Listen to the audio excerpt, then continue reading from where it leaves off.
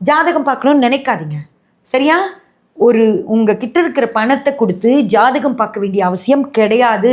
நான் ஜோதிடர் தான், எனக்கு தொழிலே நடக்கலைனாலும் எனக்கு அதை பற்றி கவலை இல்லை. புரிஞ்சுதா? கையில் இருக்கிற காசை பத்திரமா வச்சுக்கோங்க. எல்லாருக்கும் தான் கஷ்டம். இந்த 1.5 வருஷ காலம் இந்தியா முழுக்க கஷ்டப்பட போகுது. அதில் உங்களுக்கும் கஷ்டம் வந்தால் படுங்க. புரியுதா? ஜாதகம் பார்த்து காசு செலவழிக்கணும்னு அவசியம் இல்லை. என்கிட்டையும் பார்க்க வேண்டாம், வேறு யார்கிட்டையுமே பார்க்க வேண்டாம், அவசியமே இல்லை. இன்னும் 1.5 வருஷ காலம் நீங்கள் பட போகிறீங்க. ஏன்னா பணக்காரங்களுக்கு எந்த பிரச்சனையுமே இல்லை. அவங்களுக்கு என்ன வேலை சொன்னாலும் அவங்க வாங்கி சாப்பிட்டுக்குவாங்க. ஏழைகளுக்கும் பிரச்சனையே இல்லை. ஏன்னா அவங்க முதலே கஷ்டத்தில் தான் இருக்காங்க.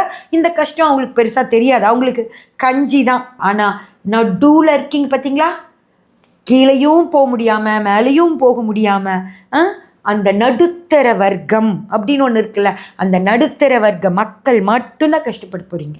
சரியா? உடனே எனக்கு கஷ்டம் வந்துருச்சு அப்படின்னு ஜாதகத்தை தூக்கிட்டு ஓடாதீங்க. அதுக்கு கூட காசு செலவு பண்ண வேண்டாம். எல்லாருக்குமான கஷ்டம் உங்களுக்கும் வந்ததா நினச்சிட்டு பேசாமல் பணத்தை பத்திரமா வச்சுட்டு இருங்க.